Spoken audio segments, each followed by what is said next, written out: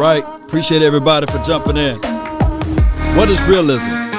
What is realistic? What is the reality of it? I'll try to give you guys my thoughts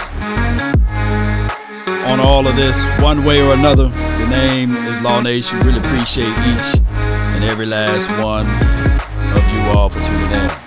Let's go over this detailed information. Cowboy Nation. It is what it is. Hope you guys have a wonderful time. New NFL rulings. Stephen Jones, patience. Mike McCarthy, due diligence. All of that. We're about to talk about it. Let's go. Let's go. Turn me up. Mic check. 1, 2, and 3. Let's go.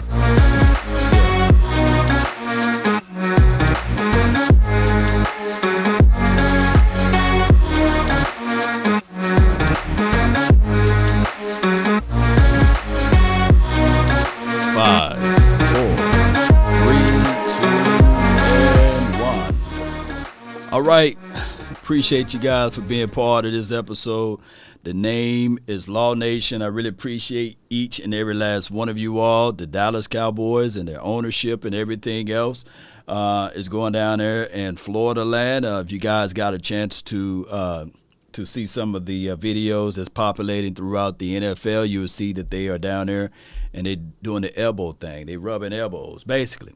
And with the Dallas Cowboys heading into this offseason, less than 30 days before the draft, we got expectations. We still have that. And then on top of that, if we look at the bigger picture, the Cowboys, they got a lot of holes to fill, and there's two ways that you have to approve in this. One is being free agency, 2 being the draft, and then 3 will be after the draft. There's another wave of free agency, and that is when some of the pricing goes down for some of the players. Law, do you have any history of that? Yeah, we picked up J-Ron Curse, DeMonte KZ, even Everson Griffin. After the actual draft, we picked them up and said, hey, would you like to come over here for a cup of coffee? And when Everson Griffin came here, that was in 2020. That was the pandemic year, right? You guys remember that? And, of course, he only came for a cup of coffee, and we got rid of him due to a trade. So that's why we don't have, dare I say, 6th-round draft pick, I believe, because of that whole fiasco. But neither here nor there. We did pretty good last season without him, right? And Cowboy Nation, everything else will work its way out. I could be off on the years of it, but you guys get what I'm saying, that we pretty much move after the draft. I recall doing a film breakdown on Malik Hooker, and it was after the draft when we brought him in, and it was a situation whereas we have to say to ourselves, it's going to take time. It's going to take time before he get ready. So just think about that and contextualize it for the 2022 season. Who are we going to pick up? As you guys seen, Akeem Hicks, he's a guy, 6'4", 6'5"-ish, 325 to 330 pound guy that played on the edge that can also have positional flex to play down inside. But what's his flaws? Age. The guy is 33. He'll be 33 this season. Oh, Bobby Wags. We can all map out what will he do with this particular team in the silver and blue. What's his problem? Age plus the money that he's asking for. His price is $11 million, which is a lot of money. A lot of money for 1 year. But if you know how to will and deal with, say, okay, cool. You can make it 11, but you will have to negotiate that. Flat out, we will give you 11. But it's going to be like this. If you give us 2 interceptions, with things attached to it. That's how you will and deal. Hey, we'll give you 11, but, hey, you have to get 2 interceptions. You have to play this amount of snaps. And looking at this, man, it's going to be a big chunk out of our, dare I say, salary cap. We can do 2 years with blah, blah, blah. You can have all of that in the language of your conversation. But it is what it is. You got the honey badger. He's still out there. He's on the streets. RB Nightmare. I like that name, by the way. RB Nightmare. He got a a thing right here. RB Nightmare says 7 to 8 million with performance incentives, right? And that is the situation, right? And on top of that, you say, okay, well, if you hard press on the 11, go test the market, go check out other teams and see if they will give you the 11. And then when he goes around knocking on this door, because he's representing himself, he got to fly physically to those locations to have that one-on-one conversation himself. Yo, what's up? This is Bobby, 54 from the Seattle Sea Chickens. Oh, Seahawks, I'm looking for 11. Nah, man, you got to keep moving. Hey, this is Bobby. Ravens, hey, I'm looking for 11, dog. Hey, can you break me off something? Nah, man, we would do 6.5. Nah, man, my price is 11. And come on, man, we'll work this out. 7, we can probably squeeze it to 7. Nah, man, I'm getting up out of here. It's hard to negotiate when you get long in the tooth. It is. It is. Now, being patient with it, instead of, oh, Bobby, you want 11? Here you go. No, the Cowboys really looking at this thing and saying, okay, let me get it. Let you test out the market. Now, if everybody, mama, uncle, cousin, Tupac, and Biggie, and Auntie Shirley, and Ashaniqua is saying, yeah, we'll give you the 11, then it's shame and egg on us. But if everybody's not willing to give you 11, what about this? Now, I'm going to tell you guys, real talk. Yeah, the L.A. Rams just won the Super Bowl. And yeah, the Ravens just, been that team that been known for their defensive philosophy and everything else. Yes, they've been known for that. There's no way of working around it. But this is the time that you look. I'm not finna get into details of the extortions and all of the other stuff that Jerry Jones got on his plate. Whether it's his daughter or not his daughter, he paying her and she don't want to pay him, or he don't want to pay her, whatever it is. I'm not finna get into details. But dog it, you got more years. You had more years behind you than in front of you. As far as we know, Jerry might know the secrets of life and living beyond time, because he do. Collectively speaking, he do look younger than Stephen Jones, but that's a story of a different day.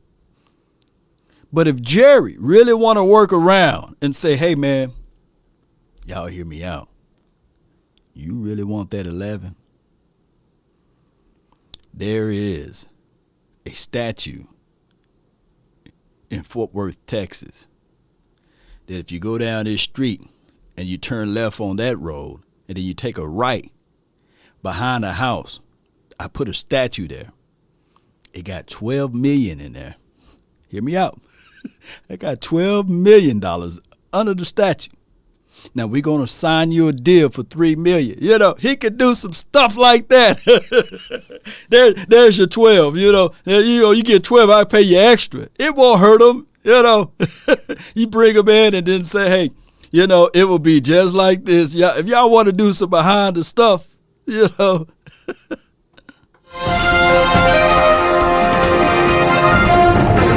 my God, breaking news. Bobby Wagner signed a contract for $3 million to play for the Dallas Cowboys for 1 year. In actuality, he got a $12 million contract around his mug,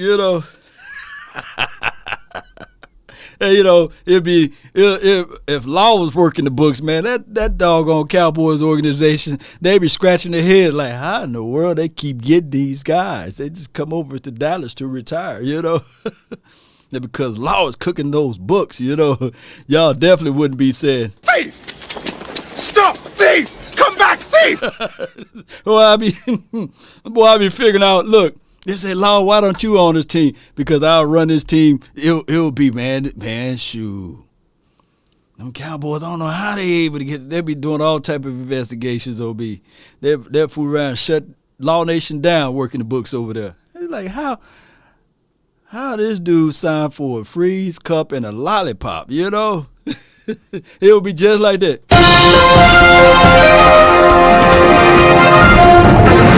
breaking news. Jalen Ramsey now is signing with the Dallas Cowboys to pair up with Trayvon Diggs. Jalen Ramsey actually signed for the Dallas Cowboys for a lollipop, Oh, my gosh, man. They be like, man, how is that possible? Hey, I don't know, Hey, he just want to play for the Cowboys. Hey, Jalen Ramsey, how all of a sudden you afford that big old $5 to $7 million home over there in Frisco? Oh, you got that Law Nation special, baby. That's just how this goes, baby. Get baby nuts up out of this from Jack. Zach, appreciate you, man. Come on, man. You better leave him alone because, Are you embarrassed? Are you embarrassed as an organization about how the team is playing? Get your damn act together. You don't let Jerry out. A pack of now or laters. Yeah, Gina. Yeah, that's what we will be doing. Hicks to Dallas is Iceberg Slim. I can probably see that. But I truly believe, Cowboy Nation, that the Dallas Cowboys will do some more free agent moves down the line after the draft. And when we look into this draft, where should we go? They already spilled a lot of tea saying that, okay, we want a young offensive lineman who's ready to start, who's ready to play. And shout out to you, Darryl. Appreciate you. And that's who they looking for. They looking for a young offensive lineman who's ready to start and who's ready to play. Well, Law, how do you go around and get that? Do you wait until the fifth round? Do you wait until the sixth round? No. You got to pull that one up out of the first. Now, you can probably do some more and more extensive homework and say, okay, well, maybe in the third you can have somebody to fall into your lap. But the reality of it is that this team, we got a big old hole. How many holes, Cowboy Nation, do we have on that front five? I want to know from you guys. I want to know how many holes do you guys see. Honey Badger to the Dallas. Yeah, that would be nice. Moving up in the draft, yeah, you have to do that. Does anyone knows if Game Pass will show the draft? I don't know, Madman. I don't know. Kyle Hamilton ran a 4.7 at his pro day. That's falling fast. I did heard earlier that a lot of people are not happy with his situation. Okay, so as Modius says, we have 3 holes. 2 in the possible, right? 2 in the possible because, look, Tyler Biadasz, we can all hope that Tyler Biadasz just can do it like this and turn it on and leave it on. Shout out to Tolos. Turn it on and leave it on. That what Tristan Hill. That what Terrence Steele did, right? He turned it on and left it on for the right tackle. And then they played musical chairs with him and created doubt in the man's head. And that's when you saw the inefficiencies of Terrence Steele game, moving over to left tackle. Then they said, oh, hot potato, let me kick you back at right. And then the problem was that they tried to put the Band-Aid over the bullet wound. And they failed to do that type of surgery to correct that. So y'all saying it's 2 in the possible, We don't have 4 holes on the front 5 RB. Do he have a point? Do RB Nightmare have a point? Do we have 4 holes? All right. The only solid piece is Zach Martin, and I can't out-debate you on that. I absolutely can't out-debate you on that. Dog. You ought to change your name to just Nightmare, baby. Baby. Oh, my God. The only solid piece that we have on the front 5 is Zach Martin. Terrence is not solid until he improved it for 3 years, right? That's how I look at it. You got to at least be in a role for 3 years to prove that you're solid. Now, he got a lot of hope, right? And that's just me being real with you guys. I'm not finna lie to kick it and say, well, Terrence Steele, he's like a tree planted by the water. He shall not be moved. No. God, dog. Oh my gosh. All right, so Zach Martin is a solid piece. You 50-50 with Tyler Biadasz, right? But a lot of you guys would kick Tyler Biadasz off of this team, if you could find a solid center in this draft in the early of the rounds. I feel you on that. Okay, we don't know about left guard. And the only reason why you have your biggest of the biggest reservations on Tyron Smith is because of the fact that he's injury prone. Regardless of whether or not it was his fault or somebody rolled up under him, he bust some mirrors, he walked under the ladder, who knows what happened. So we can all say to ourselves, and this is not me being negative, that it will be us only wishful thinking if Tyron Smith can play 17 weeks straight up, right? It will be wishful thinking, right? So our only hope, this is our hope, Cowboy Nation. That, and I appreciate you guys for jumping in, and I thank you for sharing. Shout out to you, Jim Hoover on the Facebook and Hernandez on the Facebook. Appreciate you guys for sharing is caring. And Barnett, appreciate you. Our only hope would be Terrence Steele hold down that right tackle. Zach Martin stay healthy for the 17 weeks. Tyler Biadasz, he fooled around and he works out. I saw him at the Duke Manyweather's workout conditioning program, and he's out there putting in some sweat equity. It was him working with Rashawn Slater, and who was the other guy? Dang, his name is the tip of my tongue. But, man, that's good. Tyler Biadasz and Rashawn Slater working out together, and a few other guys, a few other good prospects that's working out with Duke Manyweather. Check out Duke Manyweather's Twitter as well as Instagram for more details. Who else? All right, Connor McGovern. Connor McGovern, unless he's playing right guard, I don't want to see him back out there on the field as relates to left guard, unless, some things can change. But neither here nor there. The Cowboys' biggest hole will be on the front five, have to be the left guard. The biggest hole. And we have Zion Johnson and we have Kenyon Green. Who do you guys prefer, Zion Johnson or Kenyon Green? Blocking scheme and coaching need to improve. I think Joe Philbin is going to be here for at least all next year, so it's going to be more of the same with that. I don't think we're going to change and move on from that. Joe Philbin is not going to get fired anytime soon. Muma over Asamoah, I feel you. I agree with you on that one. Okay. Green. I see Melvin says Zion. Team Zion. I see you, fam. Position of flex we're taking into account. I think that Green, in the future, he can probably be a tackle. But right now, he's a guard. I think that Zion, right now, is a guard that got flex that can be a center. Some can say that Green can even be center, but I just like it like that. Let's see. We got a super chat. Appreciate you, Jay Versick. Let the AI speak. Law the GOAT. Appreciate you, man. You the GOAT, man. Appreciate you. Thank you for your love and adulations. And then we have Jay Versick again. And Mark. Appreciate you guys. Let's go with Mark first. Bottom line is Skeletor lost players and replaced them with has-beens and nobodies, all while he pats himself on the back thinking he can evaluate talent. You got a strong point, Mark.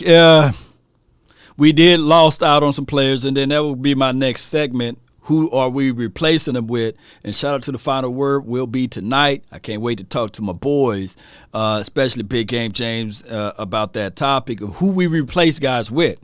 And this is not us trying to look at Stephen Jones as a guy that just horrible in person.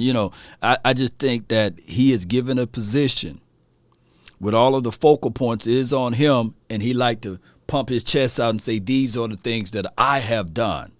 instead of looking at this thing collectively and saying, okay, if we're going to get rid of someone, we're going to have to replenish that with something else, but not just trying to do the whole 3-for-1 situation that he came out and said, look what I have done. Instead of the $70 million that we were going to pay Randy Gregory, right? And I get it. Some people would say, hey, Randy had 16 sacks in his entire career with the Cowboys. What's the fuss? But we know that it wasn't to do with play because of the fact that, if he were able to play, then we would see more production, but it had to do everything with the NFL rulings. But that's a story of a different day. That's water under the bridge. We would think at least with the 14 million APY, whatever, with the $1 million that you was going to have that you saved by not spending the $70 million that you would have went out there and got a known commodity. What the Cowboys essentially did was they said, okay, we got a deal out here, 3-for-1. You get to pick up and scoop up an LVE, Dorrance Armstrong, and you throw in a Dante Fowler. So we'll find out. That's an old wait and see because we don't know. That's the thing. I can be negative Nancy, I can cry, I can beat and moan all day, but it's not going to change nothing. Or I can give you guys a boatload of positivity and say, hey, that yellow stuff that's falling down your back, that is not what you think it is. That's nothing but rain, right? And I can put the lipstick on the pig and say, hey, that pig kind of looked pretty. But you guys wouldn't like that either, right? So I just try to be realistic as possible. This is from Jay Versick. Appreciate you. Stephen Jones be slapping our hopes and dreams to sign a big name like Will slapped Chris. Yo, Stephen Jones Doobie said, won't you lean for it? Oh, my God. JD says, Law, our record is going to be 11 and something, 6, something like that. I feel you, fam. Appreciate your Hernandez for the 75 stars. Here's the thing, Cowboy Nation. We have to wait and find out because let me pull up this guy right quick. And we talked about this before. We said 3-for-1 deal was trash deal. Yo, let's slap that 3-for-1 deal out of his head. All right, so we're going to listen to this guy, and then I'm going to stop it, and I'm going to go over what he's trying to say. But let's listen to this guy right quick. Plug your ears if you don't like him now. Plug your ears. To employees, I never want to fire anybody. That's why when I hire people, I work very, very hard to hire the right people. But sometimes right in life, you have to fire people. Right. So in the NFL, the Dallas Cowboys essentially fired Amari Cooper. They're like, we're gonna get rid of him, right? But if you ever get fired and 5 different companies immediately are interested in hiring you, just know you weren't the problem as an employee. Yeah. All right. So what he's saying is basically, if you ever lose your job, you's about to lose your job. Hey, you's about to lose your job. If you ever lose your job, and then immediately, right after you lost your job, that there's a whole line of people saying, I would take you. I will bring you on aboard. I will do this. I will do that. Well, technically, the value of your employment is very high. The demand for you is very high. The situation of you keeping yourself in a situation to be employed is high.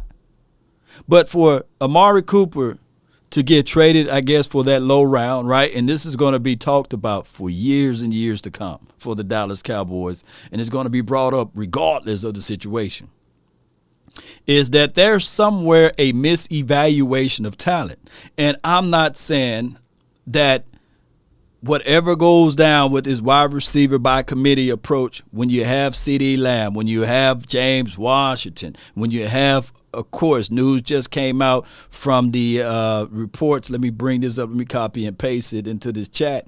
Is that it's possible that you can miss, that Gallup is going to miss 2 or 3 games of the 2022 season. Now, as you guys read that I just put in the chat, let's be real with it. It could be more. And trust me, this is what I want. I want it to be more. I don't want the Cowboys to be pressing and rushing Michael Gallup out there. I don't want them to say, all right, since we are in his bind and we trust his medical staff or what have you, we're going to rush Michael Gallup out there to prove a point. No, you take your time. You've seen what happened when you rush Blake Jarwin out there. The man got to have a whole hip replacement and everything. I hope he get the deluxe version, right? Because we know how that hip thing go. Like old folks say, hey, you know, when your back gone and your hip gone, baby, there's trouble, you know. Khalil Shakir would be nice. Yeah, we'll see. We'll see about that. He's a Boise guy, so maybe the Cowboys will look at him. Maybe. Bobby Ward, appreciate you for your donation there. And it is what it is, Cowboy Nation. Let's go into more details, and I'll let the AI speak. Hey Law, this is off topic, but are you rolling with the Tar Heels or Blue Devils on Saturday? Cool face.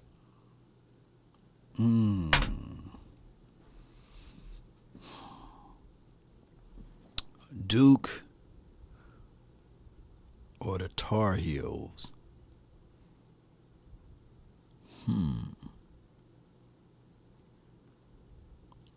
Give me Carolina, man. Shout out to Duke, though, but give me Carolina. Appreciate you, man. Who y'all rolling with, you know? Who y'all rolling with? They didn't get you. So Amari Cooper, Jerry Jones said yesterday, we made a decision that the allocation should be better spent. We could have spent our money much better ways than Amari Cooper. That's funny because 5 teams, we looked it up this morning, were interested in Amari Cooper. Yet, if you put Ezekiel Elliott on the market with that contract, you would not get a call. In fact, if you cut his contract in half, I'm not sure you'd get 5 suitors. You'd probably get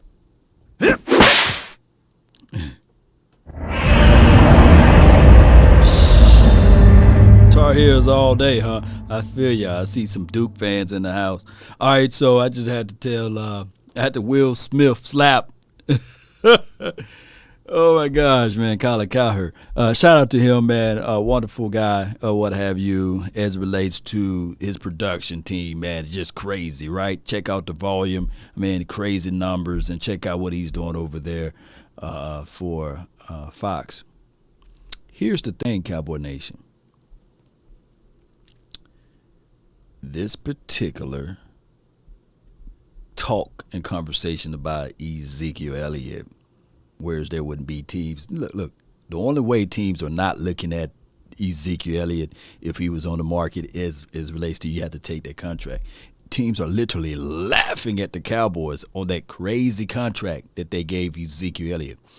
I think that will be Ezekiel Elliott may be the last running back to ever get that type of contract in the history of the NFL. But outside of that, there will be teams, if he was freely on the streets, there will be teams banging down the table, knocking down the doors, kicking over some furniture for Ezekiel Elliott. Because one thing, we have to understand that the way he was used and utilized under Kellen Moore's system, right? Running out of shotgun, rally, running off the edge, running 21 slam, right up the gut. Everybody, mama, uncle, cousin know that you running the ball. They stopping the run with four down linemen, right? Rushing 4 and stopping the run with light body work because there's no creativity as it relates to running the ball.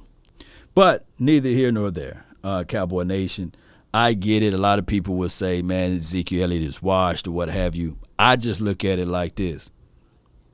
I absolutely look at it like this, that Ezekiel Elliott in a different system, he would have had better numbers, even with the PCL tear.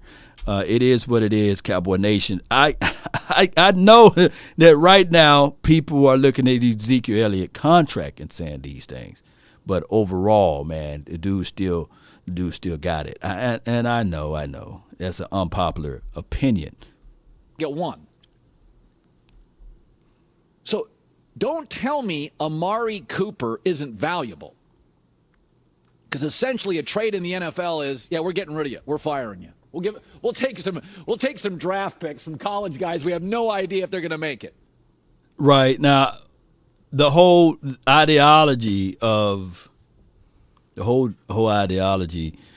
Cowboys saying that they're going to use that money to spend in the draft.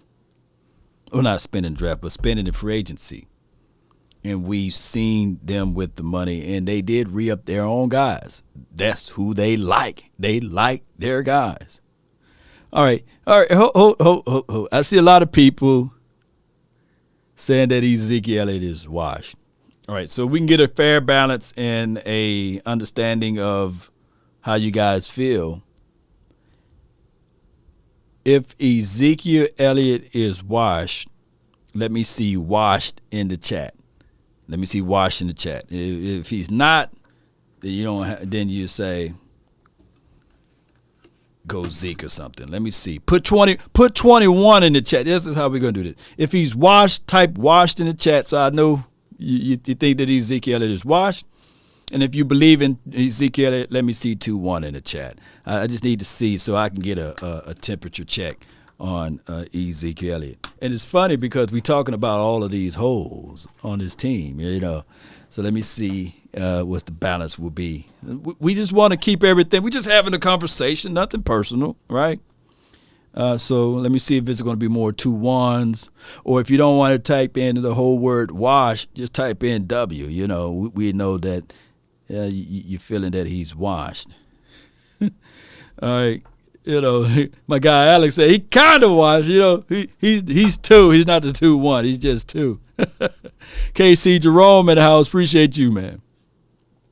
All right. So all right, good. So there's more in favor of 2-1. I see a lot of 2-1s on there. And mods, please be generous. Don't kick people out for saying that he's washed or what have you. But that's just how this thing goes. O-line is washed. You got Tyron Smith. We got the unknown at left guard. We got Tyler Biotish. And we're a long way.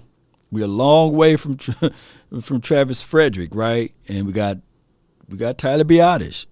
And nobody, you know, at first people thought that, hey, this guy's going to come in and he's going to have the nickname Tyler Badass, right? No. Nobody's calling him that. Pollard is better. This is from the Prince. I feel you, man. I look at it like this. You know what would make this thing better? Utilizing both running backs. And you know what would make this better as well? When I pull up Pro Football Focus, and we see Ezekiel Elliott as the number 1 choice. Let me pull up again, Pro Football Focus. And don't pay attention to these numbers right here. But when we just pull up Melvin Gordon the third, let me pull it right here, Melvin Gordon the third. And I a couple of days ago I did the similar tweet of I was saying that, hey, this guy had 203 carries, pretty much close to 1,000 yards. He had 8 touchdowns. He averaged 4.5 yards per tote. And if you look at it right here, explosive runs. We ain't looking at all of this stuff, overall grade or what have you. We're looking at explosive runs, 23 yards after contact was 3.2. Missed tackles, forced missed tackle was 45. And he did 8 touchdowns. And he's on the market right now. His cap, I think his 1-year offer, his market value is right at $2 to $3 million, right? So that's a cheap contract that you can draw up. And Ezekiel Elliott, with 37 more attempts or what have you, he had 1,000 yards, 10 touchdowns, 4.2. Very similar production, right? And when you look at Let me go down here on Ezekiel Elliott. He had 24 explosive 10-plus runs. He had 19 missed tackles. That's similar. He had one fumble this year juxtaposed to this fumble man. I call him fumble man because he liked to dribble the ball. He had 3. But the value aspect of it is that one is being valued at $2.3 million, right? And that's Melvin Gordon, right? And the other is valued at, I think he's getting paid like $16 million or something like that. And I get it, right? You look at the money and you say, hey, can we just pick up Gordon and Pollard juxtaposed to having Ezekiel Elliott and Pollard, and we'll still get the same production far as value out of the money aspect of it? I get it. I could see that argument. Also, I could see the argument of this right here, Cowboy Nation. If you really want to be a physical team, you reinforce this offensive line and you bring in Melvin Gordon. Why, Law? You crazy. You must be, what my guy said, you must be out of your goddamn mind. No. Before you shank me with the butter knife, I look at it like, hey, you go into this offseason, you draft an offensive lineman, right? Maybe it's Zion or it's Kenyon Green, right? You re-solidify your front 5, and you pick up and you have a 3 running back system. A fresh Ezekiel Elliott. People keep talking about Ezekiel Elliott this, Ezekiel Elliott that, but a fresh Ezekiel Elliott in the playoff, nobody want to tackle that. Nobody want to see that. And you figure out a way, because Melvin Gordon, he can block. That's not something that you can say he can't. He's a good blocker, and he's physical. He's a strong, beefy type of guy that can run. So you have him and Ezekiel Elliott. You keep Tony Pollard as your slot guy, as your swing type of running back, catches the ball out of the backfield. You give him some touches, and now you have a fresh unit of running backs that can really take this thing and force that. And you get out of cover. You get out of the cover 4 and all of that. I guarantee you won't be playing quarters. You continue to run the rock. You know, Ezekiel Elliott gives out punishment. This is from Paul. Right. Melvin Gordon, Alex. Who is that? You know, I feel you, man. Arkansas Cowboys, what city you are in, bro? I'm from PB. Appreciate you.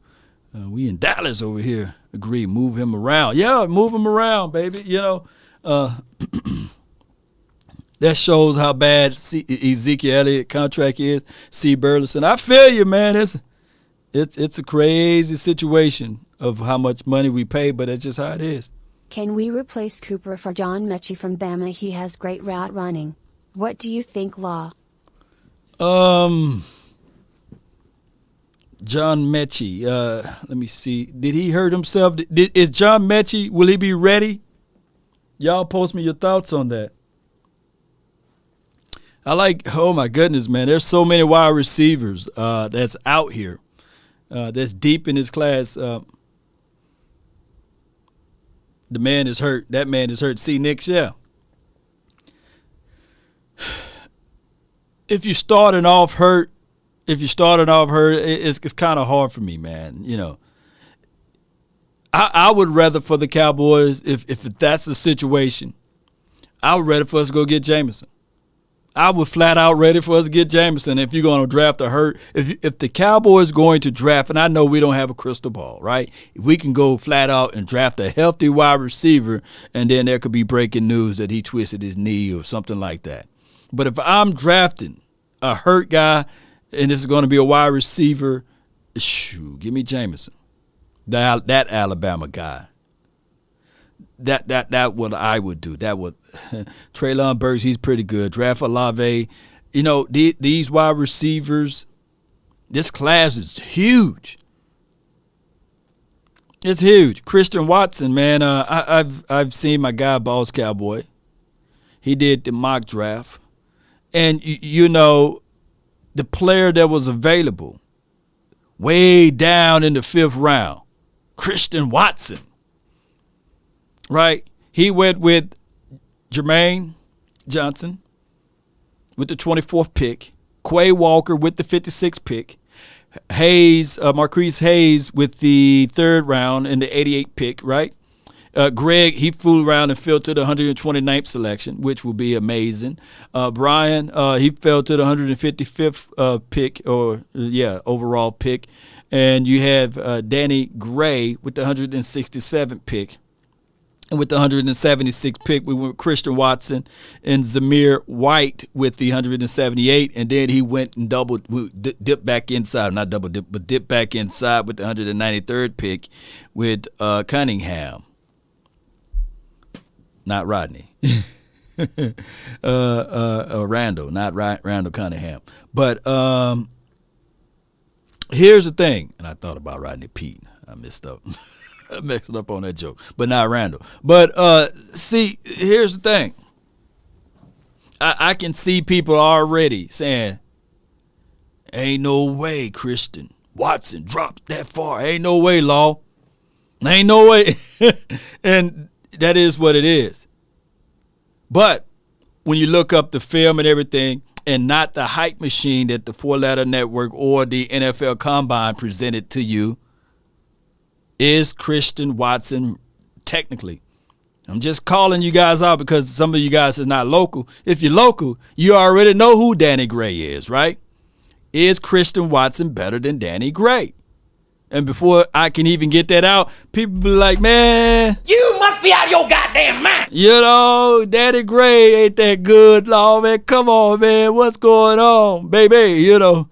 But if you're local and you watch some SMU games, and if you've been around Texas and you went to some of the games and you saw the tape and you know that 4-3 is real, you've seen how they utilize them in their system, you would say, man, shoot, the real steal in this particular mock draft, Danny Gray in the 5th round with the 167th pick, and then the Cowboys going back to really seal the deal with Christian Watson. But you will hear a lot of people before I can get that out of my mouth and say, man, Law, you must be out of your mind. But just pull up the tape and watch Danny Gray's tape, not Danny Glover. You know, oh my gosh, and it is what it is. But it's all about how you've been utilizing your system and how you've been used in your philosophy on how you run certain things. Alex says Watson ran a 4.3. So did Danny. Ran a 4.3. You know, but, you know, I like both of those kids, especially in this good old system that we running, right? Oh, excuse me, didn't Semi Fehoko ran a 4.3? For a 4.39, but who's keeping notes, right? Fast is fast. But I want to know, can you catch the ball in traffic? And I seen somebody say, hey, Khalil, he can catch in between he can catch in between traffic, high point the ball and bring it down inside. He can play inside the slot and on the outside. The kid is amazing. I like him, right? We like him. We like Calvin Austin too, the third. This wide receiver class, I'm telling you guys, is phenomenal. But, you know, people would tell you, man, ain't no way, Law, that these things can happen. Watson ran a 4.28. That was the unofficial. What about Thornton then? You know, what's that kid from Baylor? What he ran? Y'all put his speed down. I thought, you know, his official Christian Watson official time was a 4.36. But if you want to say a 4.3, look, I feel you. You know, if you want to look at the time on the clock, it was 4.28, right? Right. But what was his 3-cone drills? You know, what was his 3-cone numbers? What was his 20 shuttle? Was it better than Calvin Austin's? See, now we start looking at things that you do without the ball. I want to know what you do when you have the ball. I want to know if do you have short area quickness? Do you have the mental mindset to play, to catch the ball across the middle? Do you have the mindset knowing that this safety is finna come down and Kareem? Or do you have any tape, do you have any visible tape that you can catch the ball on the end around, right? In the pinch on 3rd and short or 3rd and long, the team. Are they looking for you or are they looking for someone else? Now, that's what we talk. Well, that's when we started talking about Treylon Burks, right? Who ran a 4.5, right? Big physical wide receiver that you can say, all right, in their unique system and scheme, they didn't have a decent quarterback, but dog, he figured out things. He just figured it out. End around, catch the ball in traffic. He was the end all be all for that particular team. The Commanders, come on, man. I mean, y'all ain't come for nobody. Come on, man. But there are more wide receivers in the Hall of Fame that ran what Treylon Burks ran versus what Christian Watson ran, or any of those guys who ran that 4.2 crazy number. But it is what it is. Hey, anything can happen. Cheap labor, cross our fingers.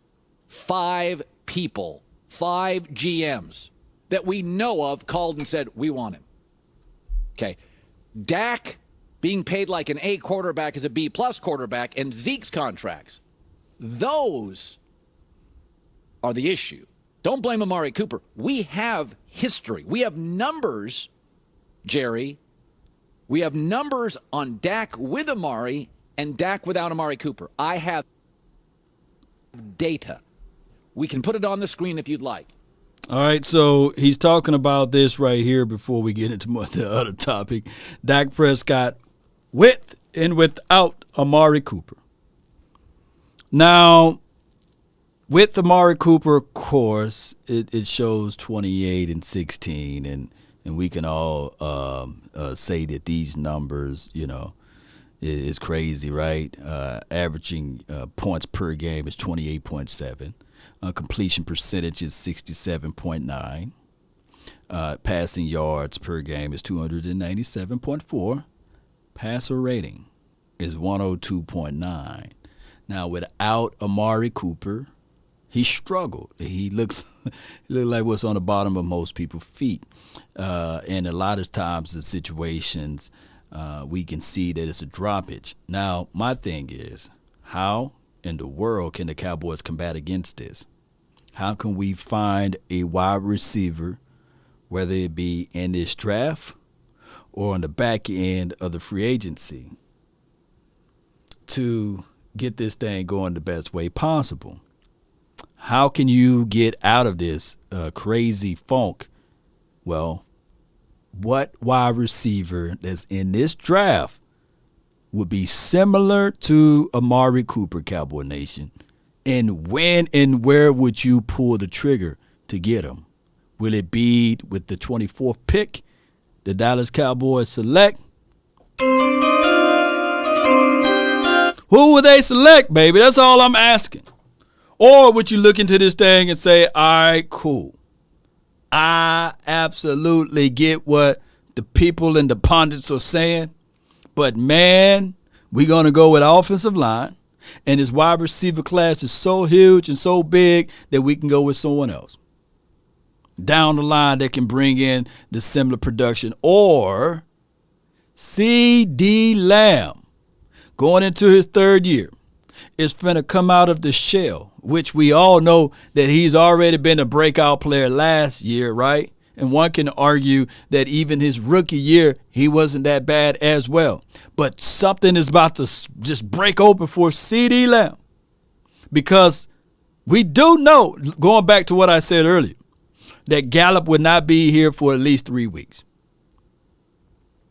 That's a given. So we're looking at this thing with C.D. Lamb, James Washington, not Denzel, Simi Fehoko, or will it be Chris Olave? Or will it be Treylon Burks? Or will it be Garrett Wilson? Who will it be? Who will it be? Or will it be one of the Shakurs, Or will it be Danny Gray, Christian Watson? Will it be, we already talked about Mitchell. He won't be available, right? Who else? Who else would you guys want? Julio Jones would help. I don't know. Who do you guys want? Who do you guys feel? It can be, is it T.Y. Hilton?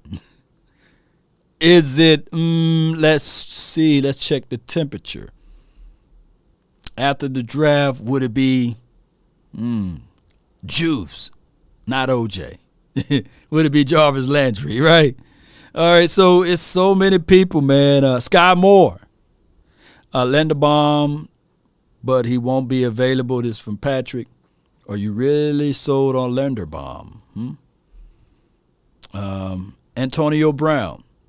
Zion at 24 Law, I feel you. All right, and my guy George with the J, he says, hey, Law is Antonio Brown.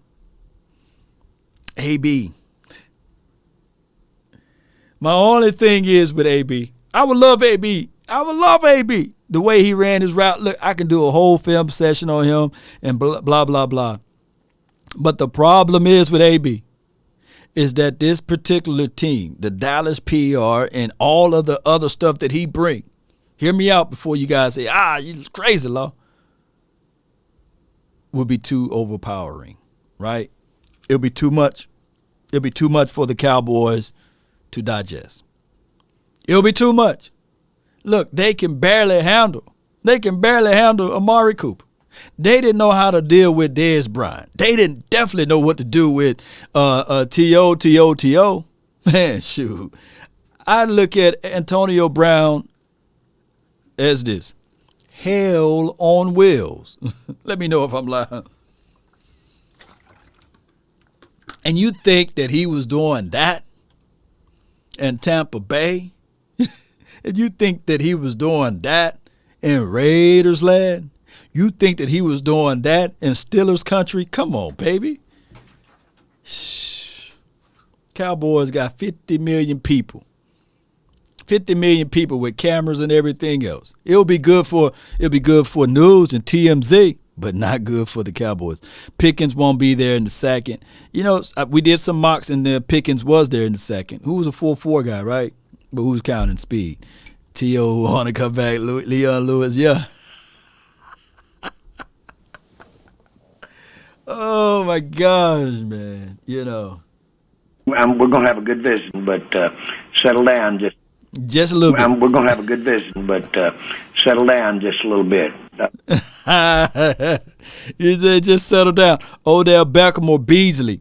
I think Beasley outspoke his wisdom teeth, and he won't be over here in Dallas land. He called out the front office, man. He was the first. He was one of the other grenades that like, let me throw this thing. And, old folks say this, be sure. Know where you're going and be sure not to burn down those bridges because you never know when you have to come back across those bridges. And even if he was telling the truth, even if we know he was telling the truth, sometimes it's good to be kept quiet with it. The good book says, don't give dogs the things that are sacred, nor the pigs the pearls, because they will trample all over you with it, because they don't know the value. They don't understand it. So when you give a certain fan base the knowledge and the truth, they would take it and they will use it against you. They would twist it, smear it, and throw it back at you like you are the one with faults, right? Or you're the one with the troubles and the issues. And all you were doing is just telling the truth, right? So that's just how it goes, Cowboy Nation. And that's why sometimes, man, I'll be talking bad. I'll be like, dog, let me just chill out a little bit. I don't want to say too many things about the Jones family because somebody might be second and third cousins of the Jones and they somehow watch this channel or show and they will twist it. It'll go in one ear and go out the other. You know, it'll go in one ear and say, Law. And y'all put people against each other so quickly. Hey, man, Law said this about you. Law said that about you. When it's far from the truth. They were the dog that was given something sacred. Oh, and some people won't understand it until they get 40, or 50 or 60 down the line. All right, so what else we have here? Y'all bear with me while I pull this up. I thank those who tuning in. I thank those who watch this channel. I appreciate you guys for subscribing and sharing and caring. All right, so what we have here. Let me see. Here we go. Idea was, they still were acquiring talent and obviously going into the draft. And so I was really curious for people listening, is there a player that you have focused in on in the draft that you think could make that kind of impact? And so a lot of people are jumping in, and I want to get y'all's take on this as well.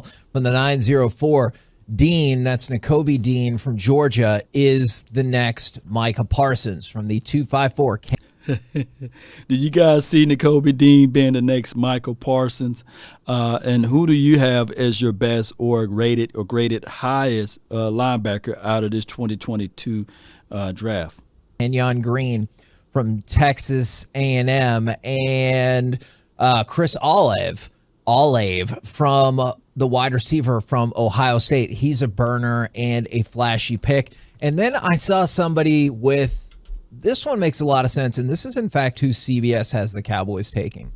Tyler Linderbaum is the day one starter that changes everything. He cuts the defense in half and gets to the second level. It's not sexy, but it improves your run game. So Linderbaum, the center out of Iowa, is, a lot of people would say, hey, that's your best center, the only first round center in this thing. You would replace Tyler Biadasz.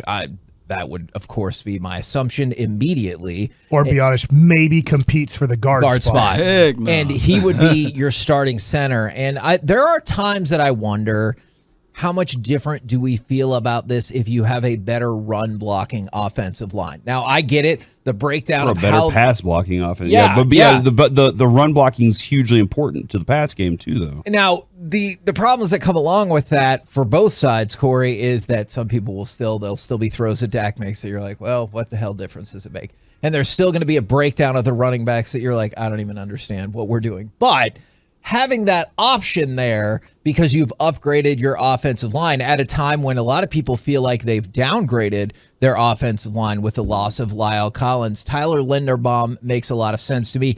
Kenyon Green makes a lot of sense as well. And then Nakobe Dean came up, and the reason why I wanted to highlight those three is I know you still got more than a month until the draft, or about a month until the draft, is Kenyon Green's at 23, Linderbaum's at 24 to the Cowboys, and Nakobe Dean is at 26. So these are three guys that are like all kind of right in that area of where you would draft. And then the wide receiver out of Ohio State, he's at 22. So like all of these players feel like they're in play. When Traylon Burke's name gets thrown in, my immediate, to this question specifically is, how's he going to impact that fast? Right. This is a guy that I think you can do a lot of different things with, but they want to force the ball to CeeDee Lamb this offseason. This is they want to CeeDee Lamb and Michael Gallup to be the two main guys, and they just added James Washington. They love Noah Brown. I don't think Traylon Burks is an immediate impact guy. I love the Kenyon Green and Linderbaum ideas, Kevin, because I do think that can make an immediate impact on a weakness that used to be your strength. And you view Traylon Burks as like best case scenario, a third wide receiver guy. Now, start. I think he can be later on. Sure. He can be more, but I mean, they are full for me in that position for that specific thing to make an impact immediately. For me, it's either Devontae Wyatt or Jordan Davis. All right, so basically, and I'll share that link with you guys, but let me stop it right here. Let's get into this right quick. We need a guy that can start immediately, right? Whether it be on the offensive line, or if you look at it and say to yourself, hey, man, one of these wide receivers, I just painted a picture of the reason why you wanted to be a wide receiver.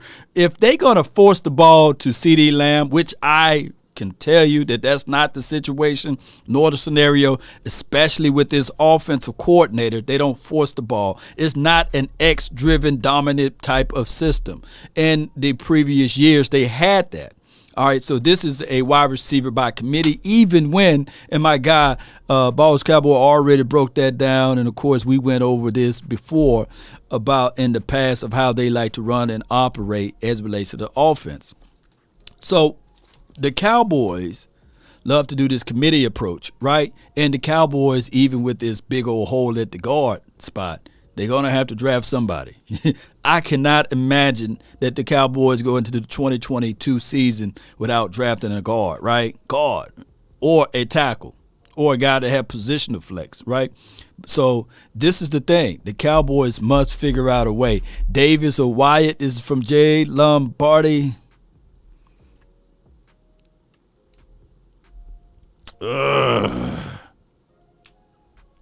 Give me Davis, but I like Wyatt too.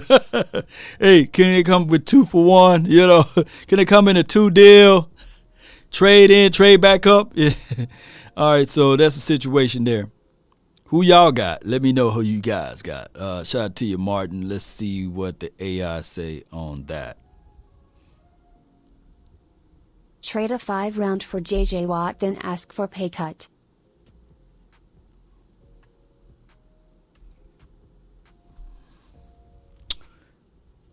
J.J. Watt back in Texas. You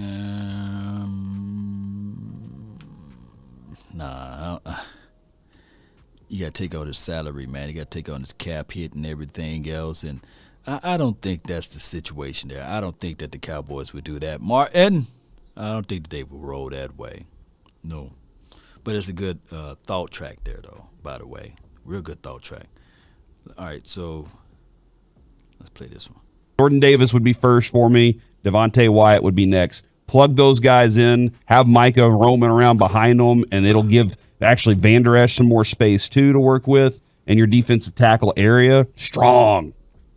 I know my buddy Jeff Kavanaugh would disagree. Do not take a wide receiver with your first-round pick. Do not. There's no reason to. I don't care who drops there. First of all, Jerry Rice isn't in this draft, and neither is Jamar Chase. And they're not going to fall to 24 to you anyway. Does it make you nervous at all that Jerry and Steven were like, hey, we have our plans, but you never know who's going to fall? Does that like strike you? All right, so let me say this, though. Shout out to those boys, 105.3 The Fan.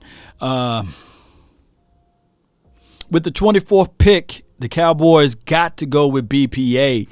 If not, let me just say this. If Chris Olave is the best wide receiver that they have on their draft board, right? Hear me out, Cowboy Nation. And they are not inclined to drafting a wide receiver, but they see multiple defensive guys that's there, then this would be the optimum time to trade back, right? Trade back and grab that draft pick. Grab that draft pick.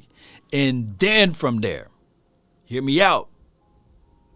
You pick up a defensive guy and these sorts of things. But if you going with the BPA philosophy and you feel that your guy that you really wanted is not there and these sorts of things, that you can trade back, that would be my solution to this. Now, I'm with the philosophy, if the BPA is there, the best player available is there, regardless of his offensive line, wide receiver, edge rusher, then you just draft the guy. Some people say Kyle Hamilton is dropping because he ran a 4.7. Right? Some people have that philosophy of saying, hey, man, he's dropping, dog. What you do? Well, just do it this way. If he's the best player available, then you still draft him. I don't care, man, if his draft stock is dropping because he ran a 4.7, but you still have him high. Forget all of the outside noise, which I think that they do anyhow. And I know the Cowboys would never draft a safety in the first round, right? Come on, let's be real. You just go draft the guy that's there for you. Let's see. Kyler Wade says, man, you look like James Harden. I get that all the time. But James Harden looks like Law Nation. I'm 9 years older, baby. But shout out to you, man. Olave and Lamb are deep threats, and they would be scary together. This is midnight. Yeah. Yeah. Yeah. Shout out to TJ Lombardi. That's my guy right there, man. In that category of uh-oh. Maybe, but I could see where a CD Lamb gets there, but you just took CD Lamb. He's going into his third year. This is supposed to be your supreme number one. You just paid Michael Gallup a whole bunch of money. I think you can compliment those guys, as Corey was talking about. Can we compliment them better? Maybe so. Instead of it being Noah Brown and James Washington, you find somebody in your kind of maybe. All right. So let's do this one more time. Let's do this again, Cowboy Nation. Hear me out. We got a time machine. We go back. We go back into the year of 2020. CeeDee Lamb drops to the 17th pick. And we need an offensive lineman with the same needs that we have today. Right? Let's say wide receiver wasn't a need and we needed an offensive lineman or we needed a defensive guy. And Chason is right there. The other guy, Trayvon Diggs, is there. And I know it's hard to put the toothpaste back into the tube. It's hard to do it. I'm not saying it's impossible. But I'm asking you guys right now. Do you go and do you still draft CeeDee Lamb? Or do you say, well, we got to get this need situation all sold together? And we draft an offensive lineman there. Or you draft that defensive guy there. Let me know. Give me a simple yes or no. Would you still draft CeeDee Lamb? Or would you draft Chason? Or would you draft Trayvon Diggs at that spot? Shout out to you, D-Law. Shout out to you, D-Law. We got D-Law in the house. David Lawrence. I like that. Stephon Callaway. No, I don't think he's coming. See, you guys are right on the point. It don't matter. You go with the BPA philosophy. The third through sixth round type of situation that you kind of like. But I think we've seen that Dak having Amari and having CD and having Michael Gallup did not improve this offense. When he's had a good running game with an offensive line that gives him time, that's when the Cowboys have been at their best. And so I would just think, I'm not saying you lock into offensive line, but you can lock into helping your defense, helping your offensive line. And I think that once you get to the third round, I don't even want to take a wide receiver in the second round. Once you get to the third round, if one falls into your lap, deep, man. It's very go ahead, deep, yeah. Take one. I just look at wide receiver as we don't have, and I hate doing this because then people think I don't like Dak. Dak is a good quarterback, but I don't think having a trio of great wide receivers is what makes Dak at his best. It's having a complete type of team where, yeah, you can pass and yeah, you can run and yeah, you can kill the clock if you need to kill the clock. But if you're asking Dak to be one of those gunslinging guys, first of all, it's not in his mentality. All right, before he go into the detail, let me give a shout out to Martin, appreciate you again for the donation there. And let's go over this like quick. Let the AI speak. Appreciate you, man. Let's go. How do you like to safety class and what safety will you pick first? Law?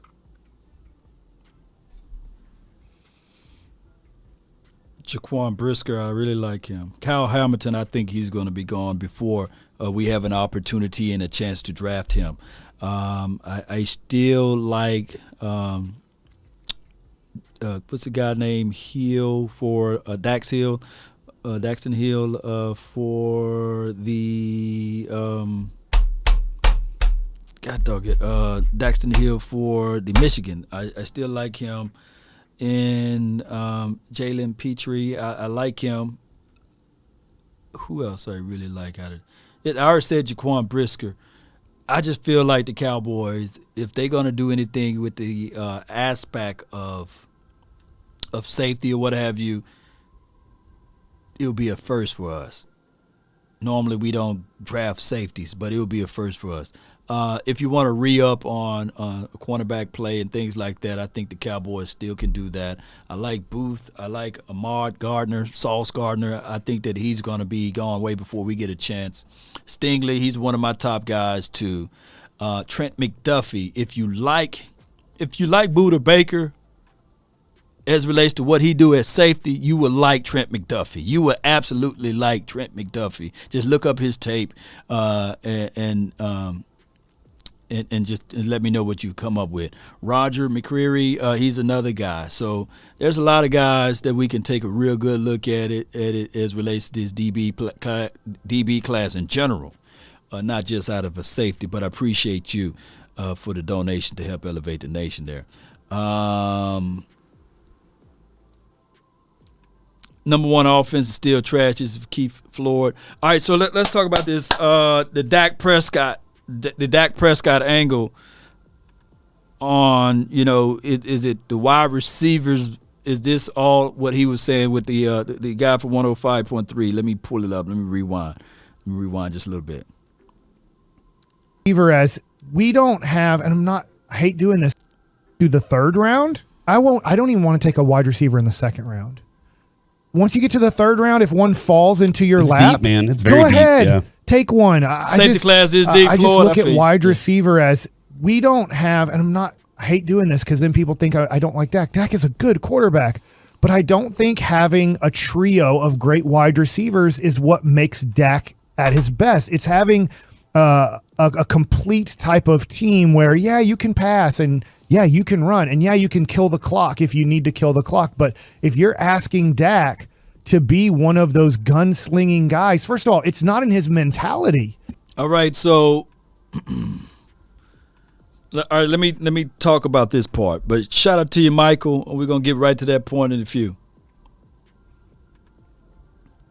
Here is my absolute truth about Dak Prescott. Hear me out. He is 30-0 when the Cowboys are rushing the rock and they are taking control with clear demand on the field.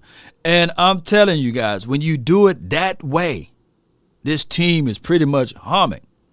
Run the ball, you play physicality, you create that atmosphere, and you still utilize Dak Prescott with his precise and precision. But this is not just the indictment on Dak Prescott. The same could be said, before y'all come out with all of the burning torches and everything, the same could be said to Tony Romo.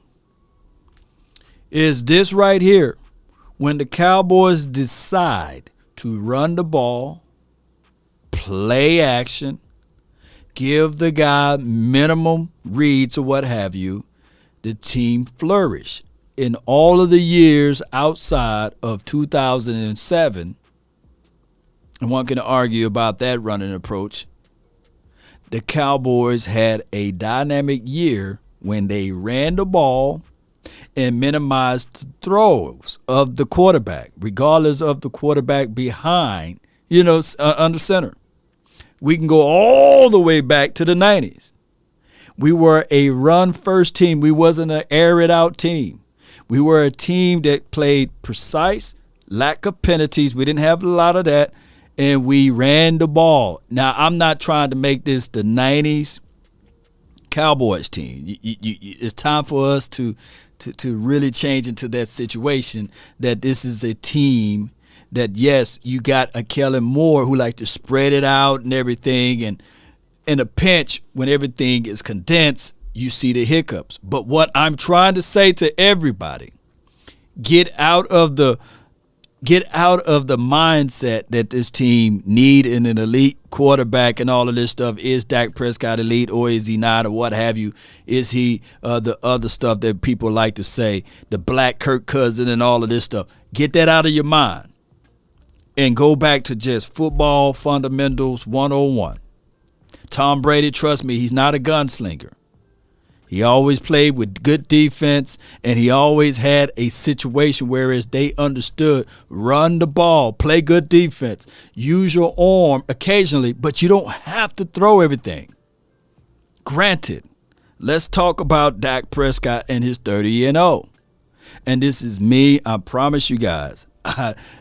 Dak Prescott need to get better on some of his throws. But how do you do that? You run the freaking ball.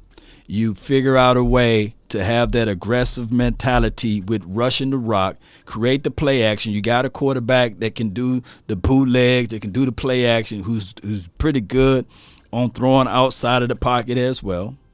And that is how you win with this particular style and caliber of quarterback. Now, for those who really love the flash in the pan, the quarterback that throws it everywhere off his back foot and everything, those quarterbacks rarely win Super Bowls. They do. They rarely win Super Bowls. But I get it. All you got to do is stop trying to have your quarterback being like someone else and just have your quarterback playing to the strength that win you games. Like I said, it's 30-0. It's 30-0 when you run the ball, play sound defense, because I believe we're going to do that. And it's not about the wide receivers on the outside. It's not about all what we talk about with the tight end. Just run the ball, baby. I'd rather be a 50-50 run / pass team. Yeah, that's what I agree. But I get it. People want that team that run, balance, play action. Yeah, Dax Hill, appreciate you, man. Christopher Fraser, appreciate you. I don't know if James Washington and CeeDee Lamb, pretty much Callaway, I feel you. Carolina, the underdog, so I'm going with Carolina. Oh, you're talking about it. Okay. We need the O-line to do that, yeah. Or the philosophy. Or the philosophy.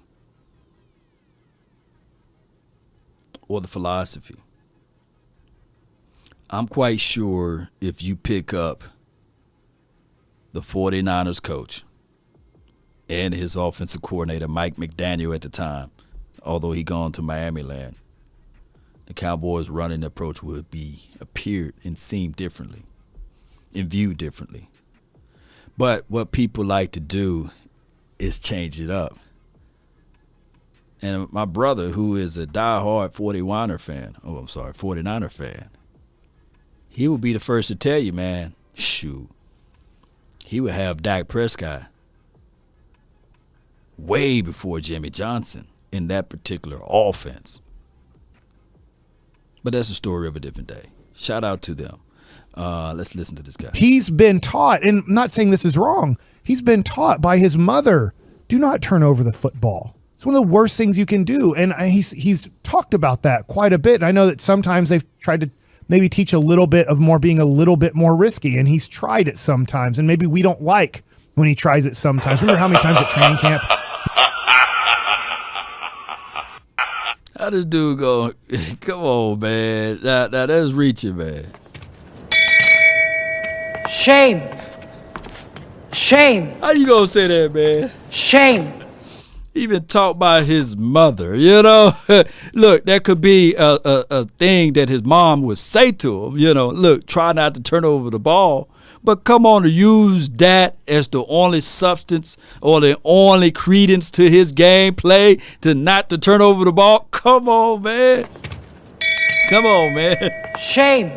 I would tell him to lean forward, but I ain't going to do the man like that. Shame. Look. The Dallas Cowboys quarterback, Dak Prescott, is he conservative with the ball? Yes. But is he the only conservative player with the ball? No. There are just different styles and brands of quarterbacks. And on top of that, even if his mama was still alive, and may she rest in peace, was still here, she would tell him like, hey, don't turn over the ball. But still, that is not the core principle of his gameplay. Because even if it's a situation where we talking about quarterbacks in general, not all quarterbacks are created to be the gunslinger. We can go down that list of quarterbacks of who's the gunslinger and who's not. But collectively speaking, you run the ball and it helps your quarterback out. Think about this. The moment the LA Rams running back went down, they said, man, we got to have to make a movement. And they went and purchased some draft stuff and got rid of whoever they had, and they said, hey, we're going to bring in Shawnee Michelle, right, until our running back get back. They knew that they had to continue to run the ball. Oh, excuse me, the Cowboys. When we won our first playoff game in a long time with Dak Prescott, we ran the ball. Running the ball is something that the Cowboys must learn to get back to that philosophy and principle. But we don't do it because we under Kellen Moore. That's a story of a different day. He's throwing picks. Yeah. And people are like, he's threw 3 picks today. And it's like, yeah, because he's trying to see if he can actually throw the ball into these small windows. What I wanted to ask y'all about, are you more concerned then about the interior line or somebody on the defensive side or somebody off the edge? Because George Karlaftis, the kid out of Purdue, is somebody that you've seen get mocked to the Cowboys more than a few times. Awesome. Let's go. Okay. Which would you do it. Let's say all 3 of those for whatever reason. So my thing has been that I haven't expected the right edge person to be available. Right, because all the edge guys are gone. All right, so how long I've been live? Baby, y'all let me know. Y'all please let me know how long I've been live here. Let's pull up one thing that I want to show. Let me see what we have here. And we'll get things going. Shout out to everybody that's watching. Thank you guys for tuning in. Let's see what's going on with trending. Sean McVay still got his eyes set on Bobby Wagner. That's trending. Dallas Cowboys have space. Okay. It's a whole team. Shout out to Landon. All right. 5 hours. God dog. 65 minutes. Madman's I've been going live for 5 hours. No, I can't do 5 hours. Oh my gosh, man. Yeah. All right. Chris Olave. All right, I promise you guys we'll do the draft. Okay, let's do this. Okay, let's start this mock draft. Start this mock draft up, baby. That mom moving fast, huh? Oh, lo and behold, the Dallas Cowboys is on the clock. Oh, my goodness. Who do we have here? Come on, Cowboy Nation. Let me do this right quick. Do you guys see we have Jameson? You guys have Jameson. Williams, do you go with Jameson? Or do you go with the fact and the ideology, Cowboy Nation, that you have, dare I say, Sam Howell there. You also have Penny. You have him available. You also, with that, you have a Jabo. You know, you got, and also you got Lewis down at the bottom, if you guys can see down there for you guys can't see, and Jalen. And Treylon Burks there. Who do you go with? And I forgot to get to this super chat. Let's see. Shout out to you, Mark. Trade back Malcolm. first round, pick up an extra third. Use these picks to move around to get your guys. Kennard or Tyler Smith in the second would be nice pickups. Helton, I appreciate you for that donation there, but that's getting cute, Michael. I don't want to get cute. If you with the 24th pick, I just feel like, man, you go with that 24th pick. But shout out to you, Michael Helton. But trading back, you get Kennard. I seen Kennard get folded up like a wallet in a lunch here by Jermaine Johnson. And it could just be just that practice day, right? He had the bubble guts or something. Who knows, right? Tyler Smith in the second would be nice. I don't know, fam. Just don't get too cute, man. Let me see what we have here. Martin, appreciate you. What draft pick or free agent WR should we utilize like 49ers do with Deebo Samuel in backfield? I really think we should copy that blueprint.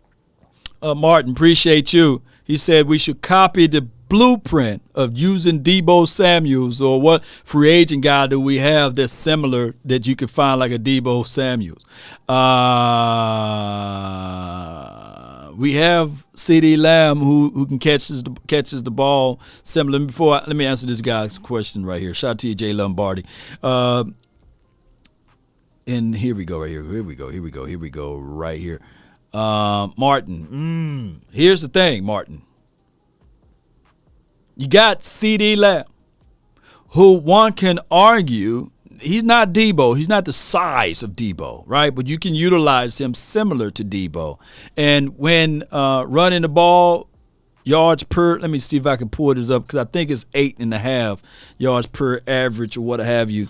And it's not nothing to sneeze at. CD Lamb.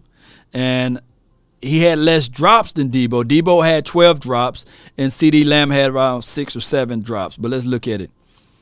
Yards when rushing, 8.4, 9 attempts, 76 yards or what have you, and 2 forced missed tackles or what have you. Forced missed tackles.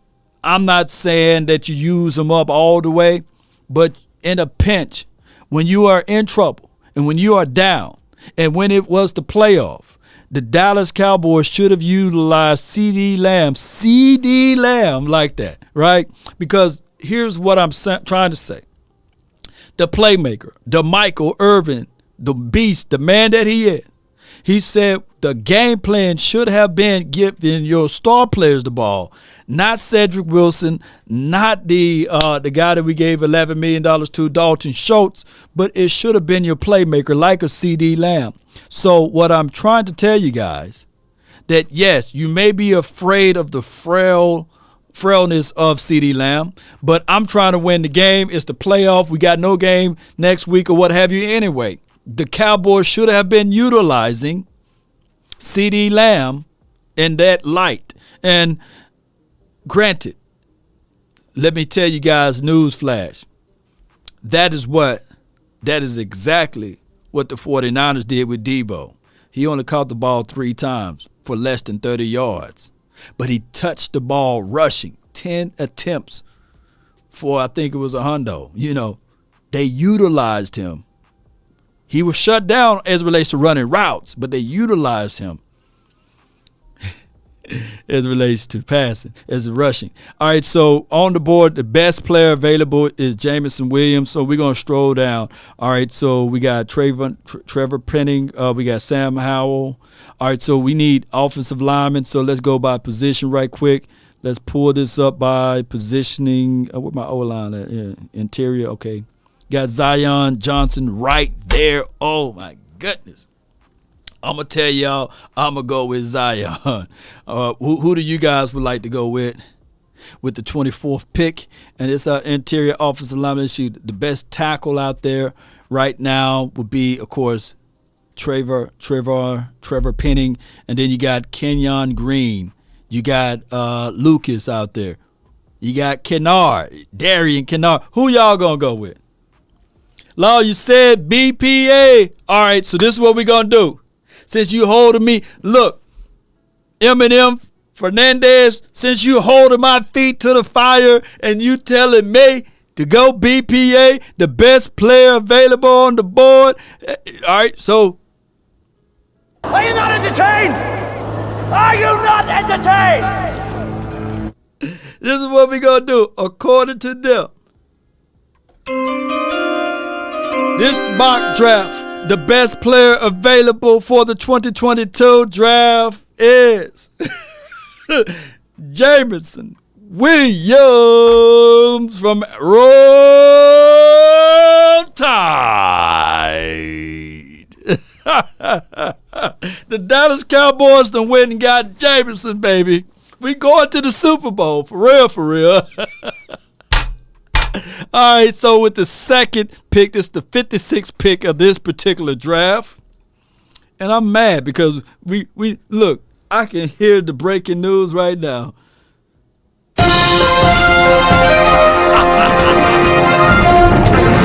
The Dallas Cowboys got the IR league, baby. The injury reserve. They got Michael Gallup, who's hurt. They got Jameson Williams, who's hurt. They got CD Lamb, James Washington, not Denzel. And also, they got Simi Fehoko. That's going to be your starter wide receiver. And I told everybody, you may be laughing now, but later on, they won't be laughing because midway through, I'll say maybe, let's see what year, let's see what month. Yeah, October-ish, right before Halloween to get made. Oh, you got CeeDee Lamb just going to be just cooking it. And he said, man, just wait on it. Just wait. Just be patient. And then you will have, dare I say, Gallup coming back. And then you have Jameson just getting his playing legs up under him. Cowboys are set, baby. All right, so let me quit playing with y'all. With the 56th pick, oh my God, we'll be good. Look, we probably start off slow in September to remember, but October, baby, right before Halloween, boy, we gonna be mean, baby. All right, so you got Nick, who's an Oklahoma guy, right? Our needs are offensive line, DL, and linebacker. With the 56th pick, who do you guys would prefer the Cowboys to roll with?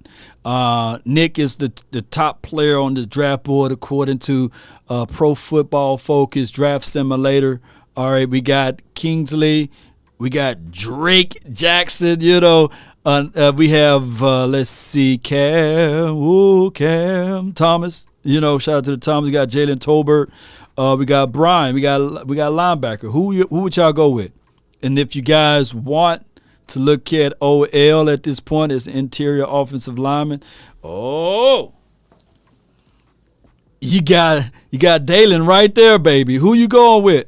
Who y'all rolling with, Cowboy Nation? Go defensive line or tackle now. All right. So who y'all rolling with? I think Olave would have a higher upside than Jameson. This is from Hilton. Oh my God, DL. Let's see. I like this kid right here. God, man, you got you a good guy. Let's say your offensive tackle. You got Abraham, okay. You got Lucas. Man, forget y'all, man. We go with Memphis. You know what I'm saying? Teddy K. No, Justin. I can't do BPA on that one, man. I should have. All right. I'm fickle with this thing, baby. Y'all leave me alone. All right. We got Kellen. And then look at this draft right here. You got JoJo. You got Max. You got Marcus Jones. You got Zach. Who else we have here? Sean. All right. You got Brian Cook in the house. Ed Ingram. All right. Who y'all rolling with? Stephen White says Solaire would have been the best guard in the house. I feel you. All right, so we got Neil from LSU, Cole. I feel you. Cole Strange, Dr. Strange cousin. All right, let's see what we have here. Let's go with this right quick. We still need the offensive lineman, believe it or not. All right, we need tackle too. Let's go with the best tackle out here. Kellen is there. Max is Mitchell there. Zach, Sean. All right. Linebacker. Ooh. Let's go like this. Oh.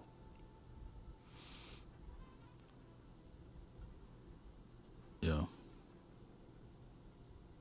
Let's go. Key floors of that Marcus Elf. I can't believe they ain't had nobody there available. All right, let's go. Ooh-wee. God dog, how many tackles is going to be landing right at the best spot, baby?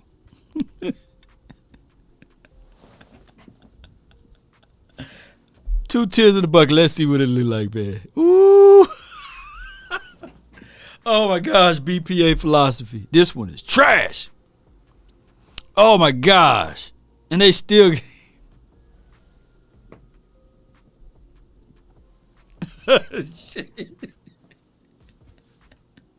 We going to the Super Bowl, man.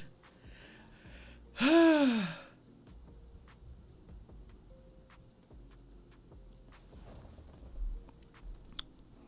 should have did 7, but I did 4.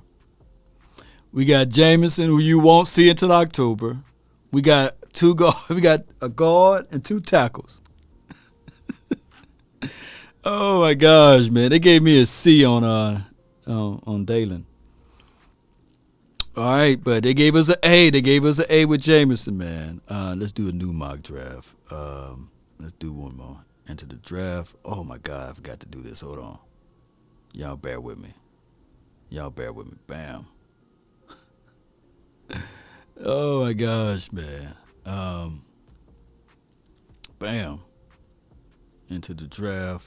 They don't tell me how many rounds. Hold on, give me 1 second. Let me create and fix my room up right quick, Cowboy Nation. Y'all bear with me. He worked best at center. Yeah. Let's go. And okay. Let's do a 4-7. And we're gonna go with the Cowboys. That's the only team you gotta go with. Let's go with the Cowboys, baby. All right, now we got 7. I had only had 4 rounds on that first one. All right, Cowboy Nation, y'all still straight? Y'all still straight? Give me a thumbs up if you still want me to continue to go. Let me know if y'all want me to continue to go. Let me give a thumbs up, man. For the past 26 years, we have no difference. We're no different than the Lions. Man, you lying, dude. We done built a $3.5 billion stadium. We built a $2.5 billion workout facility. Come on, man. Yeah, we better than the Lions right now, right? We beat the Lions in the playoffs, huh? Oh, my goodness, man. Y'all want me to keep going? I am a little tired, but I keep going. Oh, we'll be live a little later on tonight, too. We'll be live a little later on tonight when I re-up my energy here. All right, man, let me go with this thing. Let's see. There you go, Chris Olave. All right, so what we doing now? What we going to do now? Are we going to draft team needs? Y'all want to go with team needs now? Y'all want to look at that philosophy? I tell you what. This is what I'm going to do. We're going to run it back 2 times. This time, I'm going to go straight through with the BPA. Straight through with BPA. And then, since it's full 7 round.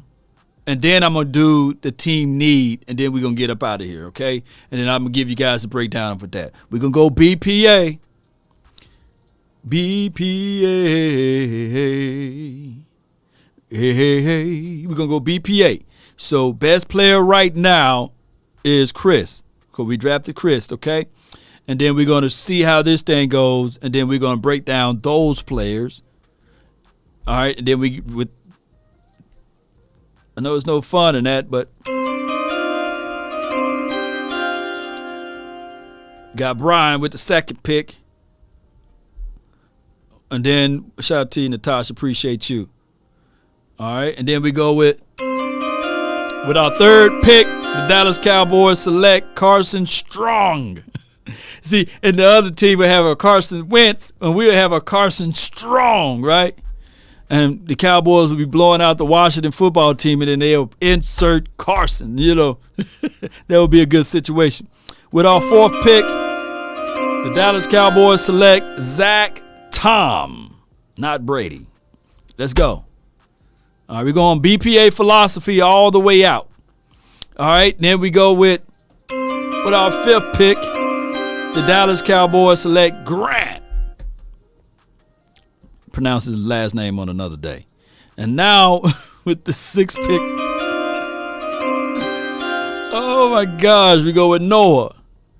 Okay, come on, baby. And with, that'll be our 7th pick right here. We go with White from South Carolina. We got another pick. Sterling Weatherford.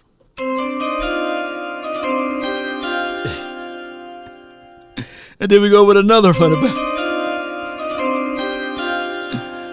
All right. Come on. How many more picks we got left? That's the last pick. Come on. Roll your boat. The 7th round. We don't have no 7th round draft pick. Bam, bam, bam, bam, bam, bam. Boom. What we get? Shh. Look at all them A's, baby. Oh, my gosh. All right. So we're going to download this one. All right, we download that one. All right. Let's break this one down. They said, shoot, going with this philosophy, we got all A's, baby. I can show my mom the progress report. We going to the Super Bowl. Chris Olave, wide receiver. We didn't look at needs at all in this draft, right? We didn't look at needs. So the JC Treaders of the world in free agency, we're going to have to scoop him up and say, hey, JC, man, hey, we like to bring you in for a cup of coffee, right? And I'm quite believing this right here. If you go with this philosophy, before you try to pull out that knife, or before you say, look, it's definitely before you do this, Cowboy Nation. Now it's happening. When does that crack come into play for you?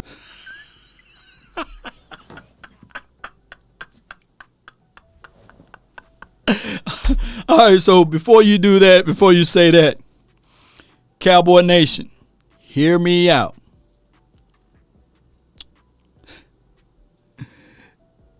When you go this philosophy, you will have to dance on the back end of the free agency, meaning that at the end of the day, you need this whole, because you still didn't feel it as it relates to guard play. And before you say, hey, man, Cowboys went through this whole draft without drafting a guard. Hear me out. The teams that drafted their guard or the team that drafted their premier tackle that they hoping will pan out, if they are below a certain threshold as relates to cap opportunity, they will release their guy. Right? They will get rid of their guy. There will be more and more veteran guys as it relates to guard and tackle after the draft, because they say, hey, man, shoot, we fool around and got a Zion Johnson. We no longer need this guy. Well, we got a Kenyon Green. We no longer need that guy, that whoever else on their team. So now you have the ability to go into this draft, drafting BPA. And the reason why all of these grades are pretty good, because I went to philosophy. PFF wanted you to go anyway. And the Cowboys still will have to fill in those holes, but you will have to fill it in with free agency, because you can't head into the 2022 season saying, yeah, Connor McGovern would be the damn good left guard. No. So if this was true, the Cowboys drafted Chris Olave, right? There's no scratching of your head whether or not James Washington would be the answer or not, or Simi Fehoko can be the guy that can help out, because Chris Olave is the guy that now you look at it and say, all right, shoo, we've seen what he did at Ohio State, and we can't wait to see what he's going to do with the Cowboys. Level of optimism is going crazy out of the building. All right, so in the second round, you're looking at Brian, who will run through the brick wall, right? And when he hits you, he's clawing for the ball, clawing for the football to get up out of there. And now, hear me out, there will be an immediate battle between Jabril Cox and Brian, right? LVE is like, come on, man.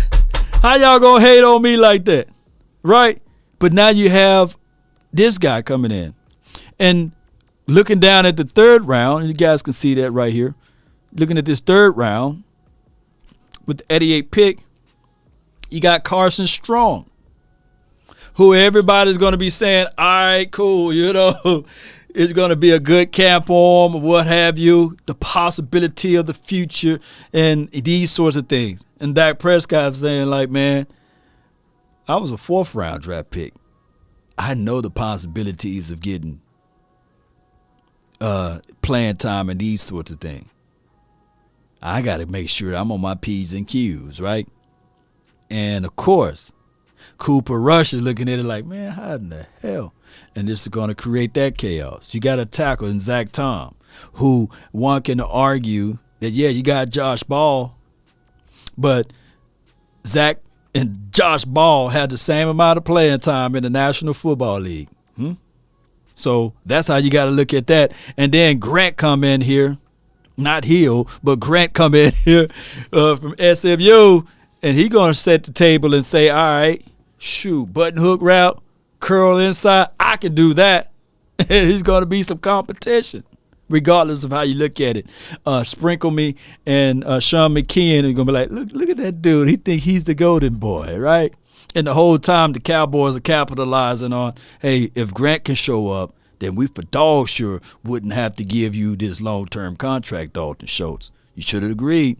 And then you got an interior guy out of Noah, and then you have another running back that you add into this situation, saying, Tony P, this is the contract year for you. You better not have an injury. And Ezekiel Elliott, this guy, will outlive your contract. So you guys got to come to this game. And then you got Sterling Weatherford.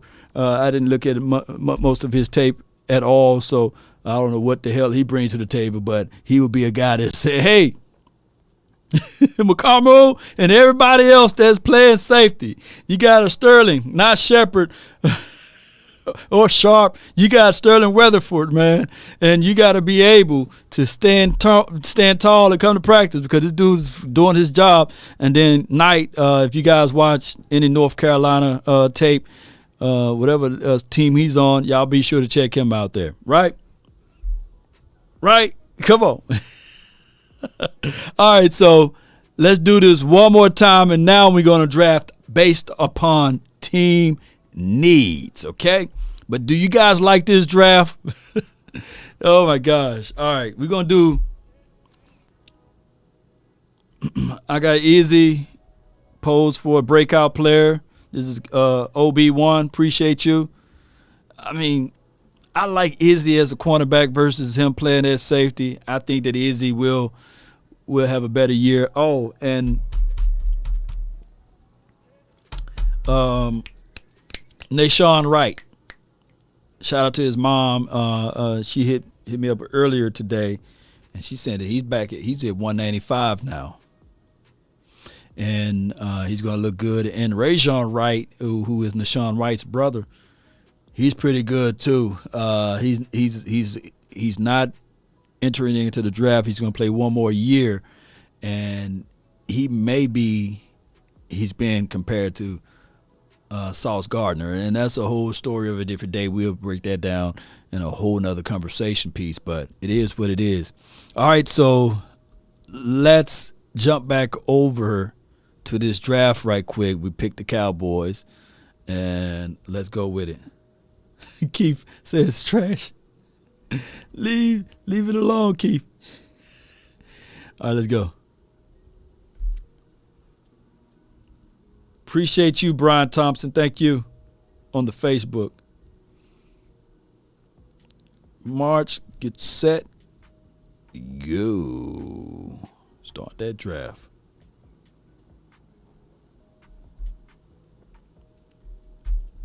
Sometimes when you do BPA, what you need is right there in your face.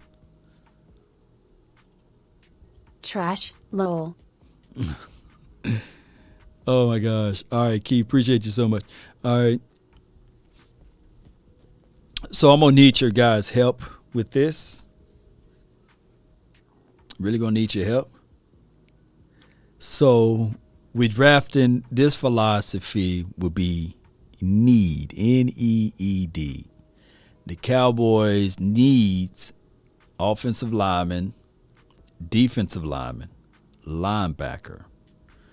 I won't be able to make a poll, but I appreciate you, Fernandez. I have to have a whole different, unique system because we're live on multiple platforms, so I won't be able to make a poll on this one. But you guys can comment in the chat. Do you go with Penning? Do you go with let's pull this up. Interior. Right now, according to their grading system, Linderbaum is the best interior offensive lineman. And we somehow need an interior guy.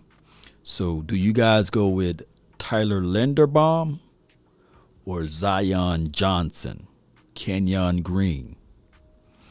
And we in this scenario, I don't have time to trade down, unfortunately. I would like to trade down, but we'll do that on another episode. We'll do all of that on another episode. All right, so we're going to break this down. Put TL in the chat if you want Tyler Linderbaum. Put Zion in the chat if you want Zion. Put Green in the chat if you want Green. Green, Zion, or TL. And I'm going to have to go off of starting now who will be the most in the chat. And we'll do the poll on another day. But I appreciate you guys. Green, green, green, green, green, green. Come on, you can put it down multiple times. There's no shame in your game. Let's see what my eyes see. TL, TL, TL. And I just got to eyeball it. So it's more of Green and TL. So we canceling out Zion. Zion, he's kicked off. So now we're doing TL in Green. TL, TL, TL.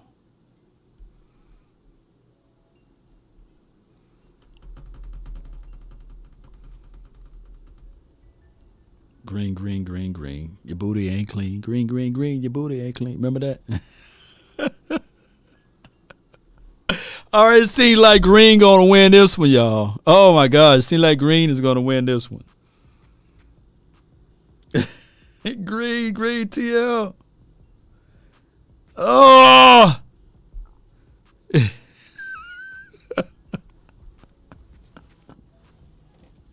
Oh, my gosh, man. Oh, y'all making it hard for me, man.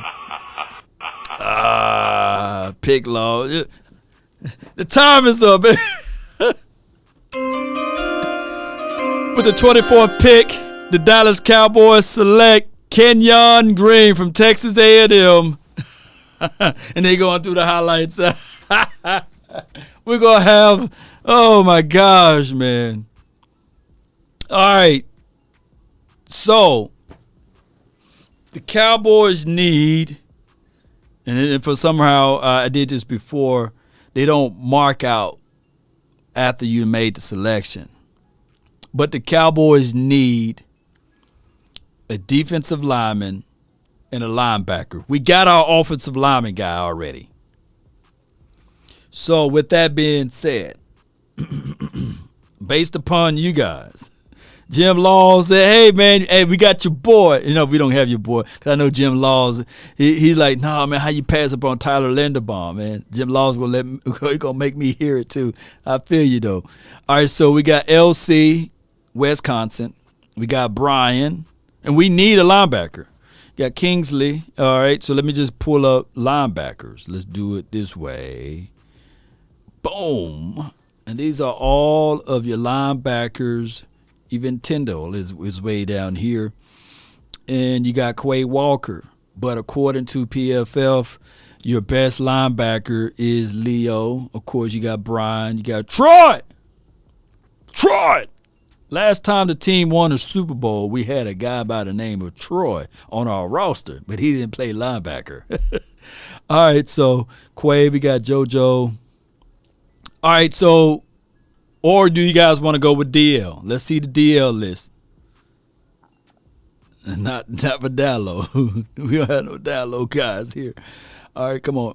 Interior, where my interior D-line at? Okay. All right, here we go. We got Winfrey, not Oprah. We got Mathis. We got Butler. We got Neal. We got Noah. So which ones y'all want? We going with needs, man. Trey Walker, that's edge. Okay, we got DeMarvin Leal. We got Drake Jackson. We got all of those guys as relates to edge. Let me go right here. Let's go with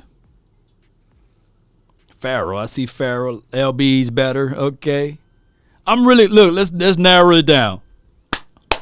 Let's get it together. It's 3:54. I got places to go. All right, do y'all want to do? Let's narrow it down. Linebackers or DL? Which way y'all going? Linebackers or DL? Linebackers, right? I see a lot of LBs. All right.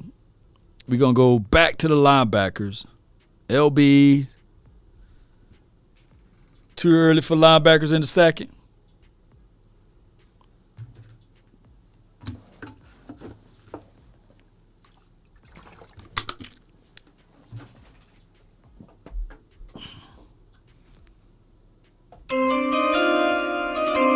With the 56th pick, the Dallas Cowboys select Wisconsin linebacker Leo.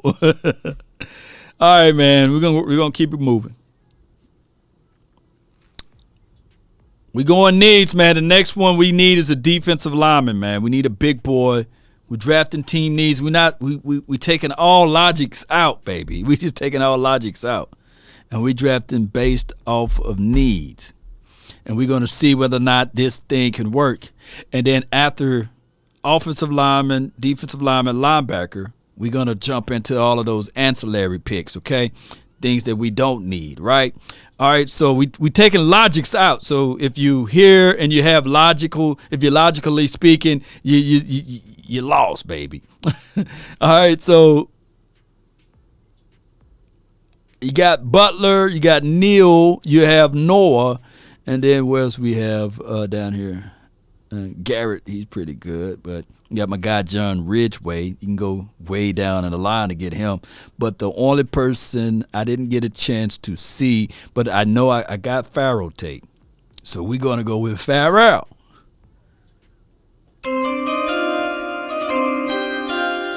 All right, so we went with all of our needs out the way. I can't wait to see how trash this grade's going to be. All right, so the best player available right now is Zach Tom, according to PFF's way of looking at this thing. All right, so now what we can do is we got our three needs out the way. Everything else, we can go back to a philosophy of BPA. So where do we need now? We got wide receivers, or who would we like to have now? We got wide receivers, we got safeties, DBs. I'm going to let you guys roll with this one. Wide receivers. Let's go with the best wide receiver out here now. Josh Johnson, Phillips. We got Calvin Austin with the K. You got Bo Milton. You got my guy, Speedster, Taquan Thornton, who's fast. You got Danny Gray, who's fast, by the way. You got Reggie Robertson Jr. You got Jalen Naylor. You got who else? Who over here? Let's see who we have here. Michael Woods, the second. You got Micah Polk. Who you guys like? Tight end. I see wide receivers and tight end. Matter of fact, we can add tight end to this mix, okay? Grant will be the best tight end available right now if we mix in wide receivers and tight end, right? Danny Gray, I feel you. Who y'all want to roll with?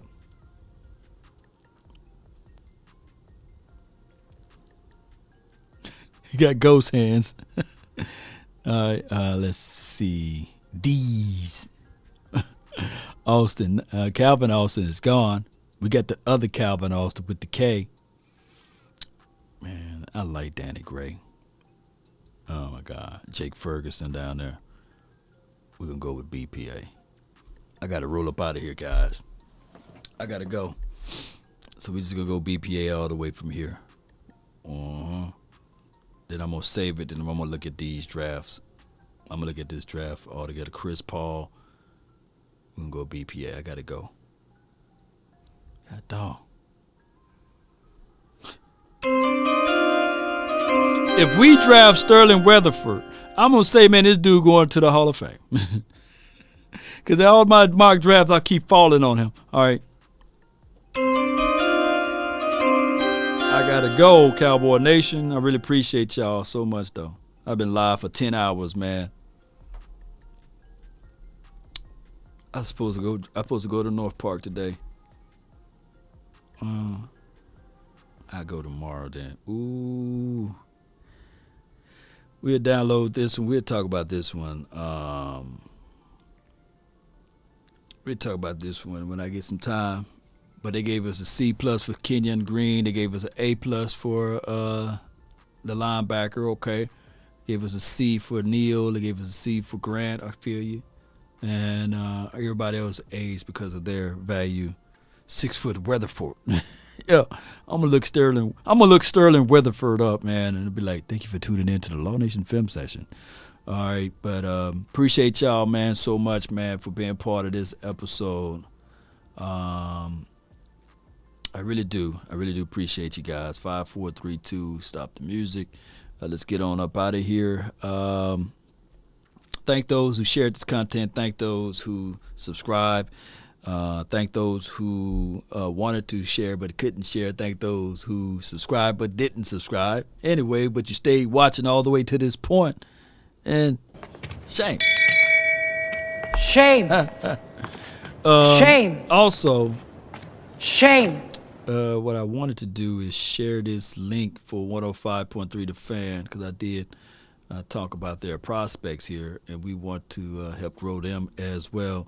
So be sure to click there. They talked about the best prospects for the NFL Impact for the 2022 season. Be sure to hit them guys up and support them. And also, we will be back later on tonight with the final word, Cowboy Nation.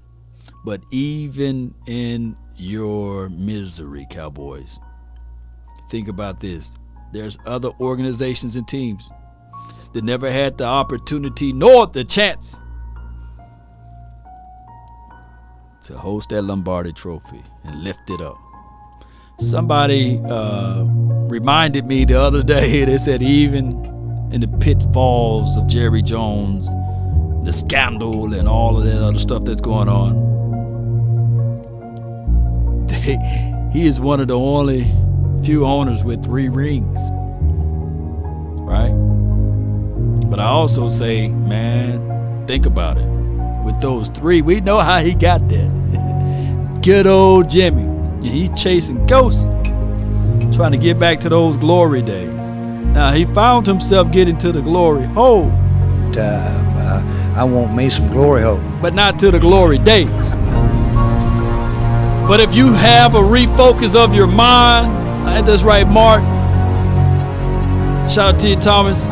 Valius Jones, appreciate you. Yeah, he'll be nice. Shout out to you, Sally Lawyer with the 50 stars. But tell me not, and mourn for numbers. Life, oh life, is but an empty dream, for a soul is dead that slumbers, and things are not what they seem.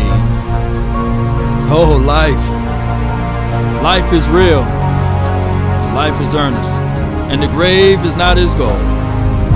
Dust thy art, to dust returneth, was not even spoken of the soul. And his broad fields of battle, ambivalence of life, be not like a dumb-driven cattle, as Chris put down in the chat. Graham says you sound like a Niners fan. No, but be a hero in the strife. Lives of great men all remind us we, Cowboy Nation, can live our lives sublime and departing, leave behind us footprints on the mighty sands of time. Cowboy Nation, let's rise up to the occasion. Let's not fold up, baby. Let's continue to grind, baby, to shine. Speaking of that, that's been my time. I really thank you all for yours. And remember, you're listening to nothing but the best. Let's go. One love, man. I'm just playing with you, Chris Graham. You know, when you're spitting from your mind and you got to use those things. There's the world revelations of time, hoping to rewind to this place. The simulations of thoughts, without hesitations nor deviations, to the matter of fact. It's here. Nowadays, nothing really is ice. Only one of me and nobody's like me. Phone ringing and I tell him it's ice. I got wifey on blinking, she ice. Freeze, photo, please, no photos. Come on, G's, no, please, no photos. Hit the door and the doorman just whole team here might need some. Still